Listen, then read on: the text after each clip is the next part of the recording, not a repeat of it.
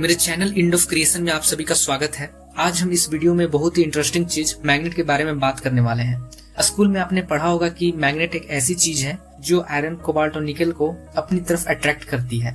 हर atom के अंदर छोटे छोटे इलेक्ट्रॉन्स होते हैं जो घड़ी की सुई की तरह घूमते रहते हैं। जब बहुत सारे एटम्स के इलेक्ट्रॉन्स अलग अलग डायरेक्शन में घूमते हैं तो उनका इफेक्ट कैंसिल हो जाता है और मटेरियल नॉन मैग्नेटिक रहता है। लेकिन जब ये इलेक्ट्रॉन्स एक ही डायरेक्शन में अलाइन हो जाते हैं तब एक स्ट्रॉन्ग मैग्नेटिक फील्ड क्रिएट होती है और यही वो फील्ड है जो किसी और ऑब्जेक्ट को खींच लेती है।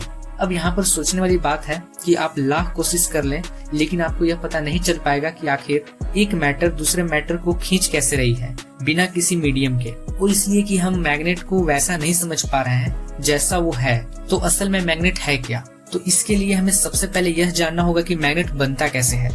जब कोई तारा सुपरनोवा बनकर फटता है तो उस प्रोसेस में दो तरह के मैग्नेट बनते हैं। पहला उलझा हुआ धागेनुमा स्ट्रक्चर, इसी से मेटेरॉइड, एस्टेरॉइड, प्लैनेट, स्टार्स और आगे चलकर हम सभी पेड़ पौधे सब कुछ इसी प्रोसेस से एग्जिस्ट करते हैं। इसके बाद दूसरा मैग्नेट बनता है जो होता है एकदम केंद्रित धागेनुमा स्ट्रक्चर और यही आगे चलकर ब्लैक होल बनता है। यहाँ पर धागेनुमा संरचना को आप नहीं समझ पा रहे होंगे, मुझे पता है। इसके बारे में गहराई से जानने के लिए मेरी पिछली वीडियो ग्रेविटी क्या है आपको देखनी होगी। फिलहाल इतना समझ लीजिए कि जितनी भी एटम्स में मौजूद सब एटॉमिक पार्टिकल होते हैं वो एक बहुत ही कम डेंसिटी वाले धागेनुमा स्ट्रक्चर से जुड़े होते हैं जो उन्हें बांधे रखते हैं और दूर जाने से रोकते हैं और ग्रेविटी के लिए भी रिस्पॉन्सिबल होते हैं। और यहाँ पर उलझा हुआ और केंद्रित कहने का मेरा मतलब है कि जैसे अगर सूर्य की रोशनी चारों ओर फैली हुई है तो उसे उलझा हुआ कहेंगे और अगर एक लेंस से सूर्य की रोशनी को एक जगह पर फोकस करते हैं तो वह रोशनी किसी पेपर को जला देती है। वैसे ही जब ये कॉन्सेंट्रेटेड मैग्नेट यानी केंद्रित चुंबक की फोर्सेस एक पॉइंट पर जम जाती है तो उसका रूप ब्लैक होल होता है। और अगर वही इन्वायरमेंट कभी धरती पर मिल जाए तो यही प्रोसेस वहाँ भी हो सकती है और होती भी है। बस डिफरेंस इतना है कि सुपरनोवा में ये प्रोसेस बहुत बड़े स्केल पर होती है और इसी वजह से वहाँ बड़े बड़े ब्लैक होल्स बनते हैं। यहाँ तक इस वीडियो में आने पर आपको यह तो पता चल ही गया होगा कि इस पूरे यूनिवर्स में चाहे कुछ भी हो वह एक प्रकार का मैग्नेट ही होगा, चाहे वह हमें खींचता हुआ दिखे या फिर बिल्कुल भी नोटिसेबल ना हो। सिंपल सी बात है कि हर एक चीज मैग्नेट है क्योंकि सब कुछ कनेक्टेड है और वह दोनों तरह की फोर्सेस में काम करता है, अट्रैक्शन भी और रिपल्सन भी। डिफरेंस बस इतना है कि कहीं ये विजिबल होते हैं और कहीं इनविजिबल। अब बात करते हैं मैग्नेट में जो दो तरह की फोर्सेस होती है, अट्रैक्शन और रिपल्सन, वो कैसे काम करती है। एक सिंपल एग्जांपल लेते हैं। मान लीजिए एक आदमी चल रहा है, फिर उसने किसी दूसरे का हाथ पकड़ा और दोनों एक ही लाइन में चलने लगे। फिर तीसरा आया, फिर चौथा, धीरे धीरे एक पूरी श्रृंखला बन गई।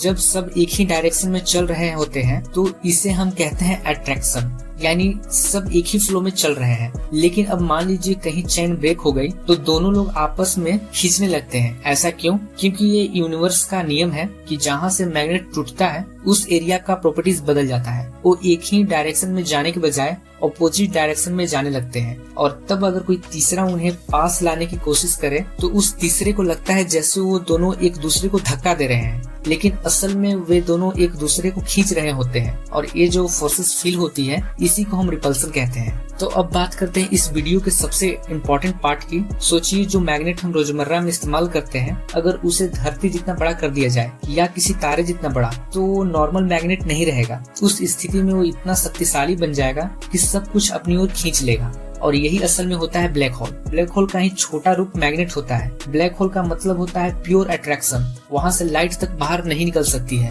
लेकिन अगर सिर्फ अट्रैक्शन ही होता तो बैलेंस कभी नहीं बन पाता। इसीलिए नेचर में रिपल्सन भी जरूरी है और यही कॉन्सेप्ट हमें ले आता है वर्म होल तक। वर्म होल एक ऐसा दरवाजा या सुरंग मानी जाती है जो स्पेस के दो अलग अलग हिस्सों को जोड़ती है। ब्लैक होल जहाँ सिर्फ खींचता है वही वर्म होल हमें एक रास्ता देता है आगे बढ़ने का, निकलने का। साइंस ने ब्लैक होल को प्रूफ कर दिया है, तस्वीरें तक मिल चुकी है, लेकिन वर्म होल अभी भी आधा अधूरा सच है। थ्योरी जरूर है मगर प्रूफ अभी भी नहीं है। फिर भी असली मायने यही है कि ब्लैक होल अट्रैक्शन है और वर्म होल रिपल्सन, और यही दोनों मिलकर इस ब्रह्मांड के सबसे बड़े रहस्यों में से एक को बनाते हैं। अगर यह वीडियो आपको पसंद आई हो तो लाइक करें, चैनल को सब्सक्राइब करें और अपनी राय कमेंट में जरूर लिखें।